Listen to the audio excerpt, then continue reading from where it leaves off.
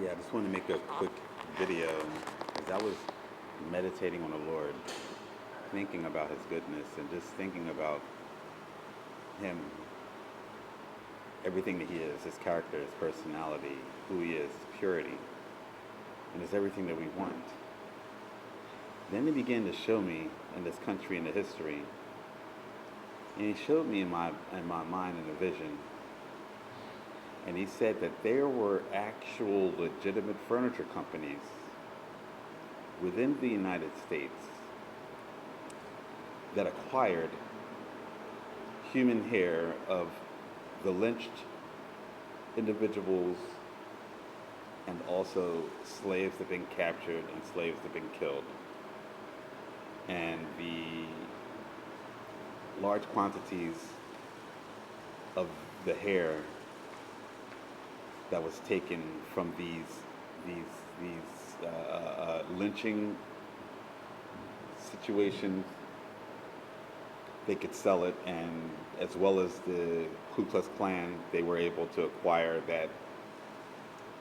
the hair and different items from our ancestors when they were lynched or killed. And they would sell them and make money off of them, and there were definitely legitimate companies within the United States, furniture companies that would stuff the human hair of our ancestors into the fabric and under it to not to make it so much of the cushioning, because they would use foam in there also, but the sense of being able to sit on us, symbolizing sitting on our head, sitting on the hairs of our head. That's evil. That's really evil. Legitimate companies that made caricatures that were racist, derogatory against us. Companies that legitimately took part in the lynching postcards. Also, the U.S. Postal Service was a major player in that.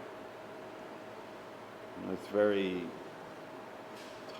horrifying, horrible, terrible, disgusting that a people can do such horrible things, and not only just to us, but doing that to just the majority of the people in the world that were the original genetic people of the earth.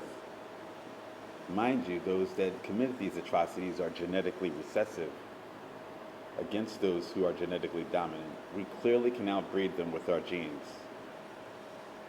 The mutated genes and those that lack melanin need to survive. They need our resources, but they cannot survive while we are here, because we eventually will outbreed them, because our genes are stronger. We have the birthright. This is all scripture, and they thought that they would overcome us by getting rid of us for them to claim the earth and our resources. But as we all know, they've been kicked out of Africa and Burkina Faso. That's why France is falling. The next is Europe and Germany, and then the United States. With its powerful military of the United States, no one can take them head on, but everyone knows of the hypocrisy this country has committed internationally. But the government is so strong, so to take us out would be on a financial level, completely usurping and undermining the American financial system, which isn't reliable, isn't backed by gold, with the BRICS currency, and the country that, well, the continent that has all of the resources, which is Africa, no longer able to be manipulated, kicking out the colonizers. It's the United States of Africa. The 9 northern kingdoms that were exiled out of Jerusalem in 70 AD, before Rome came over and took over. The 3 southern kingdoms, well, Judah, Benjamin, and Levite, were exiled around 1500s from Portugal, Spain, through Ghana, and the right of return. He did not forsake our covenant or our inheritance, and He's given us a new covenant to uncover and bring to light of the horrifying historical atrocities that have been committed against God's people. Their time has come to its end. It's not the end of the world, but it's the end of the world as we know it has been ran. No longer under European or Caucasian rule or whiteness, because that is just an effect of a mutation, which now the Father has answered. People say karma. They are now only 9% of the world's population, as they now have become the minority. Being genetically recessive, you need the vehicle of being able to control and manipulate for your numbers to increase. Otherwise, you're facing genetic annihilation. The recessive gene leads to low birth rates and high death rates. You cannot survive as a people with those genetic effects and statistics. That's why vitamin D is not created when the sun shines on them.